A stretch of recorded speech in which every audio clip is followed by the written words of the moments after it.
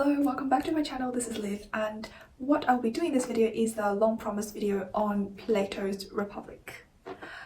Basically, this was not read as part of my course content, although I did study Plato's other work, Meno, last year. I read the Republic out of my own interest because it's such a seminal work in philosophy, so the consequence will be a lot of my discussion won't be like very professionally academic in a sort of the way. I actually think it is better this way. I do tend to lean less towards discussing what's actually on my course content, because if I've properly studied it, then I tend to go into really technical discussions, which would be like to a non-philosophical audience very difficult to follow and very dry. Personally, I think I'm not such a good lecturer like my university lecturers, so I won't try to like give a lecture on what I've learned. It just won't turn out very well. Basically, in this video, I aim to cover some of the main ideas in this book, and I will focus mainly on the political ones. I know that Republic is such a huge work and it covers ideas in like so many different fields, and it will be impossible to cover all of them in this one video, so I do have an angle focus, which is the political ideas, and some other aspects of the book which they talk about certain other things I will kind of just briefly run over. The book starts with discussing what is justice and whether it's better for people to be just or unjust. Basically, Socrates is the one who's advancing this argument that it's always better to be just than unjust. And in order for him to go through this argument, they go on this massive tangent about how states should be before they actually round up this argument about justice. And this tangent has been used to prove Socrates' point. This is because Socrates tend to compare different types of states to different types of dispositions in a person. So he believes that like various faculties that govern different aspects of a person, just like there are different divisions of like labor or talent in a state. So whatever is good for a state overall should definitely be good for the single person, and that is what Socrates believes justice is. So according to him, the basic idea is that to restore to each man what is his due is just. However, there is a counter-argument presented to Socrates, and this counter-argument is, wherever a just man enters into partnership with an unjust man, you will find that at the dissolution of the partnership, the just man never has more than the unjust man, but always less. So this counter-argument is rather intuitive, because we know that people who are unjust tend to be more selfish and try to accumulate their benefits in a not so fair or good way. So the problem that we arrive at is how to prove that justice is better when we've acknowledged that the just will always suffer at the hands of the unjust. In order to solve this is why Socrates raises the stakes higher. He approaches it on a level of the state rather than the individual. So he starts postulating whether the entire state would be better off if it consists of just or unjust people, and the state is the next section where I will move into for my discussion. So he considers what would work best in a state, and this is what he says. All things will be produced in superior quantity and quality and with greater ease when each man works at a single occupation in accordance with his natural gifts. And what I think is that Plato is actually grouping various modern ideas into his conception of this big overarching thing called justice, because here we see Adam Smith's ideas about the division of labor, that things will be produced better and more efficiently if we divided the labor up, as well as the communist idea of the economic arrangement, each according to his needs and abilities and wants and etc. So now we know that when you divide people into different occupations, how does this division work? Plato believes that there are three broad categories of people: the guardians, aka like the politicians, the guards, which is the army, and the third class, which is like a very broad generic class that I'll probably call like workers, but it really includes like businessmen, artisans, laborers, etc. So now he's made three broad categories of people, and he needs to kind of decide how each category should act. And this is where the idea of censorship comes in. So Socrates says, our first duty will be to exercise a superintendence over the authors of fables, and the selected fables we shall advise our nurses and mothers to repeat to their children. So basically he underlines there are certain traits that are desirable, certain other traits that are undesirable in the citizens, and he believes that our art and education should inculcate the desirable traits in our citizens, whilst the expressions of undesirable traits that have potentially bad influences should be censored. So basically, talking about art here, I want to run a quick digression on Plato's conception of art.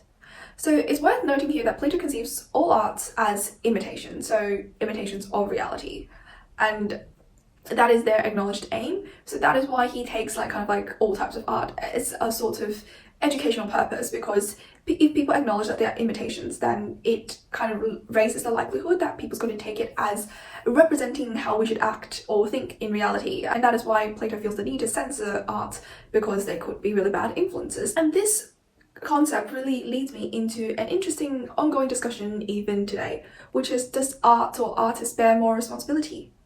Consider, like, since Victorian times, certain contents that was deemed as socially unacceptable, they were all censored, and still there are a lot of books that were denied publication upon first being brought to the publisher, such as Lolita, because of their problematic content.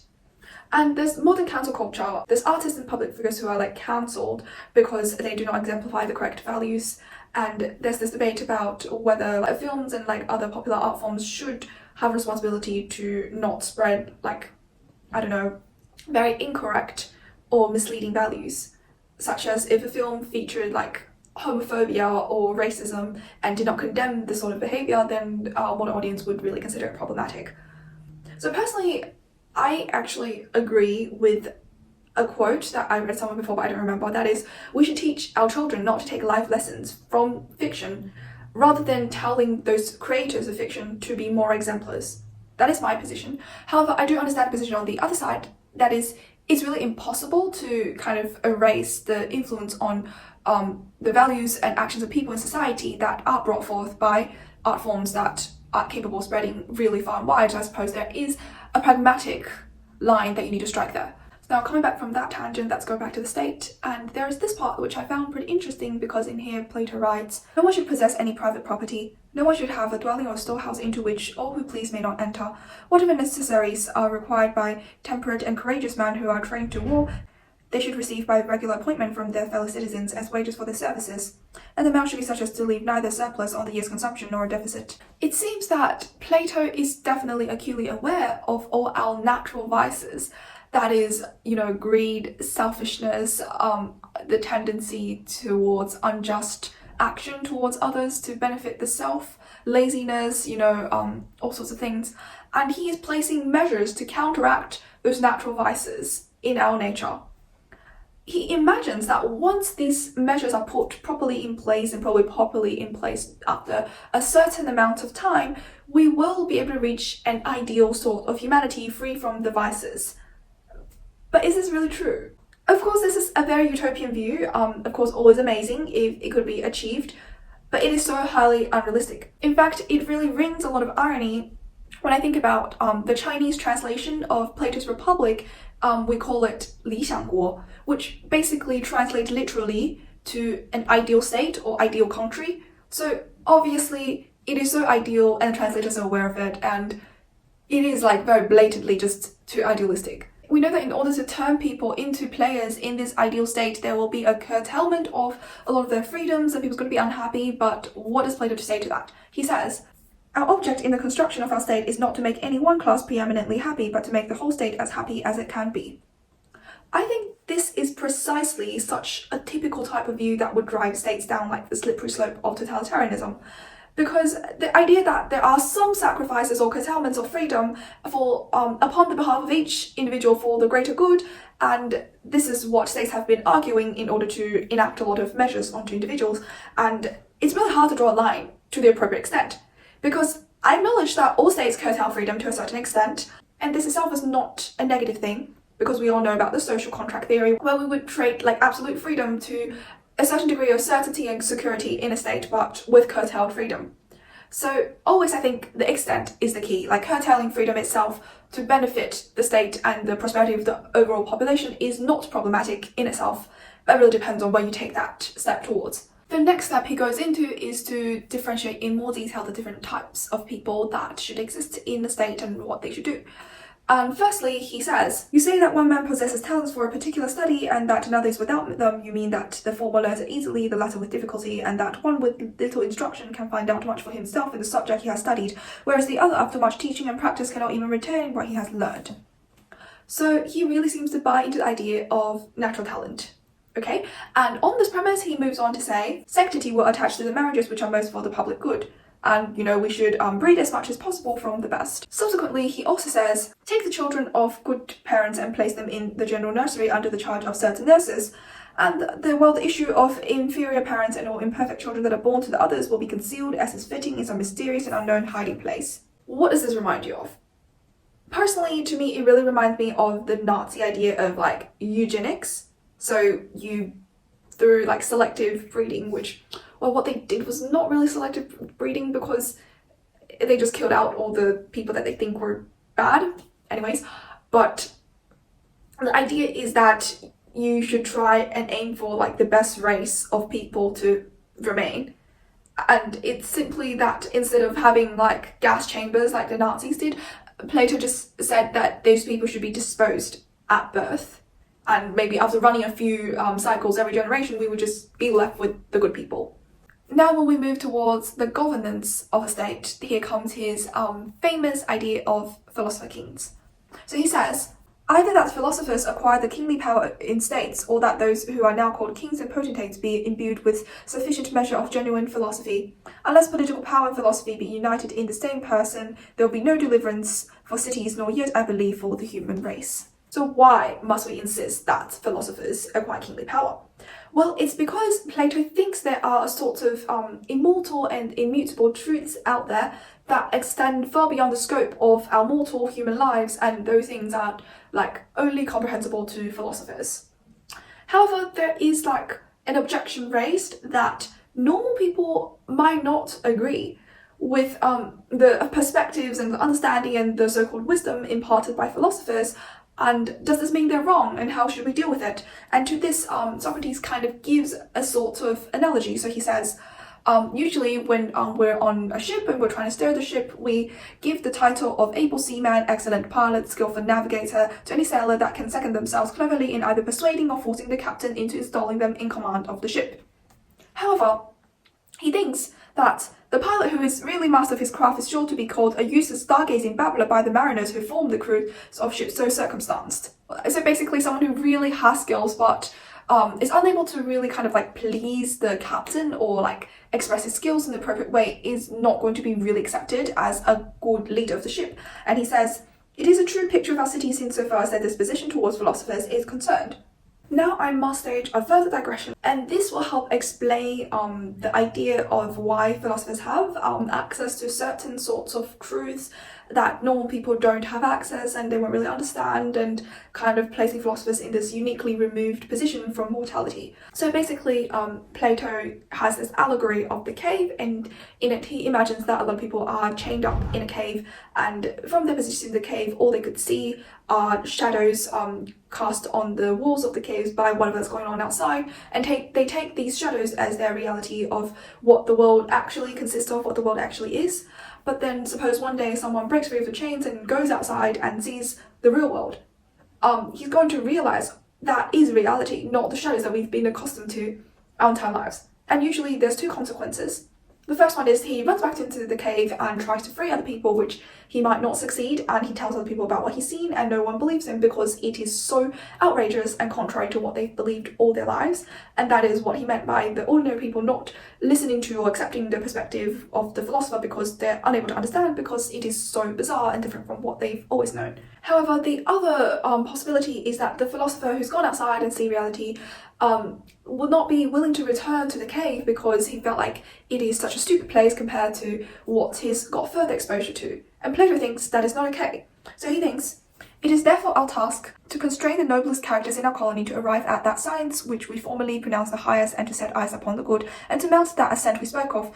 But we must take care to refuse them that liberty which is at present permitted to them, the liberty of staying where they are and refusing to descend again to the prisoners or partake their toils and honours, be they mean or exalted. The law does not ask itself how one class in a state is to live extraordinarily well. On the contrary, it tries to bring about this result of the entire state. So basically, this is why he thinks that philosophers have a duty to kind of bring the people forth into similar sorts of wisdom, or at least guide them to act accordingly in the same way of the wisdom that they've acquired. Plato moves on to describe precisely what different forms of governments there are, and obviously he places them in order of starting from his favourite down to what he thinks is the worst. So he starts with aristocracy. And his idea of aristocracy really is a state ruled by an aristocracy of the Philosopher Kings, who are both good and just. And that is very simple and straightforward, and what he's been trying to formulate as the ideal republic for his entire book, really.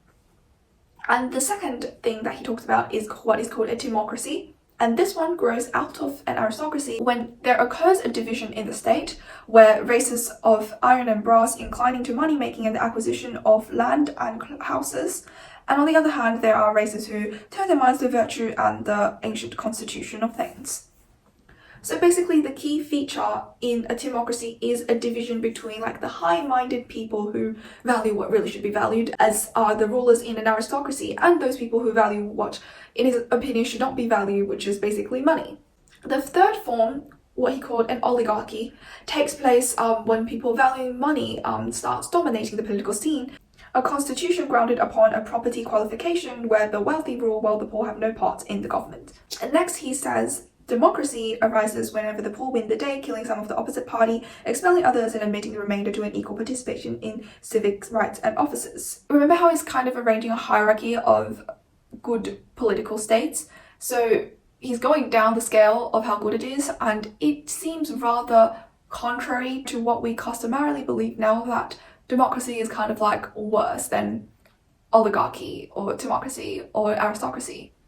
But let's hear out Plato's argument first. So he says the problem with democracy is this: precisely because you have too much freedom, the result becomes you are not obliged to hold office, though your talents may be equal to the task, and that you need not submit to government if you dislike it, or go to war when your fellow citizens are at war, or keep peace when they are doing so. So he compares this freedom to the idea of freedom and appetites in a person, where he says the value here is that all appetites are alike and ought to be equally respected, and there's no order or constraining rule in his life, but he calls this life of his pleasant and liberal and happy. So this sort of liberty given to faculties in a person is bad, because we have a previous section in which Plato says that all faculties should be subservient to the rational faculty, and we should indulge in better, higher intellectual pleasures over those lower pleasures, such as like that of the sensual and the acquiring of like wealth and food and etc. I want to pause here for a moment and just mention, I think this is very much related to the idea that I've talked about in my previous video on self-help, which is what I will link here.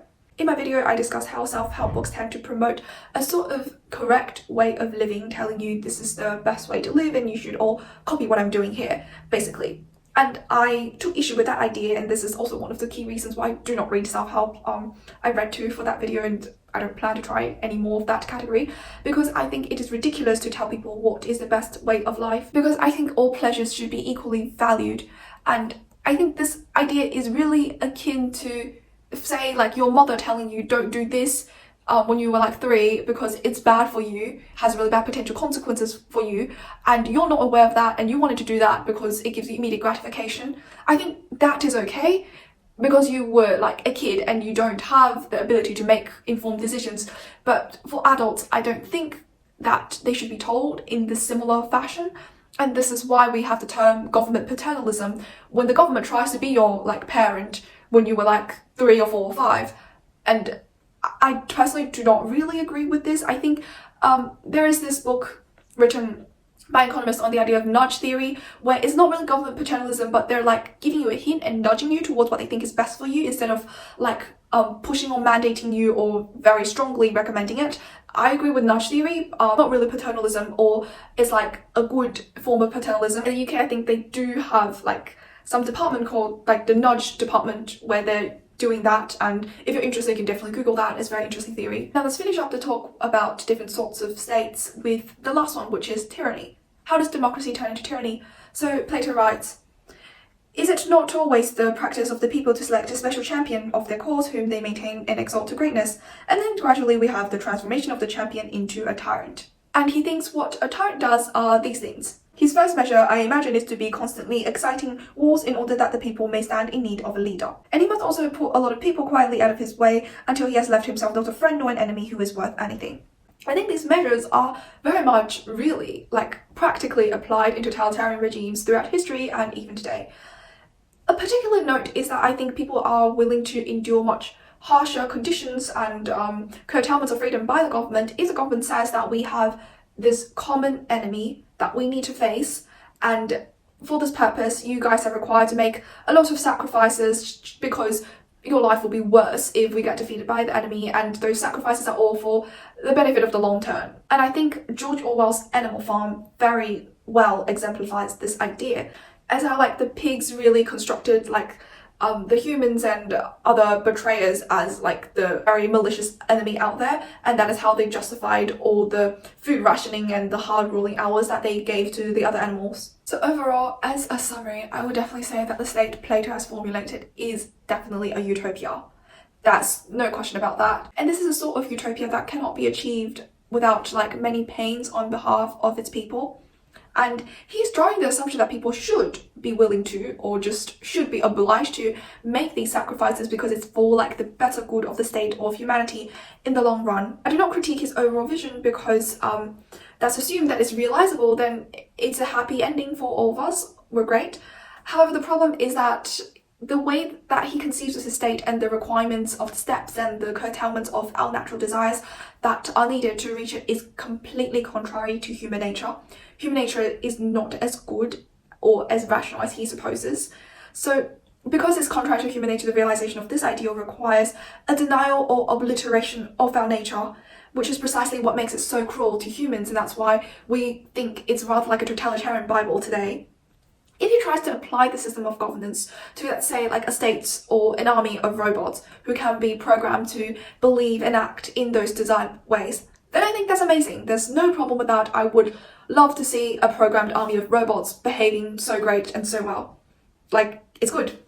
But yeah, the only problem with applying it to humans is just it doesn't work out for us.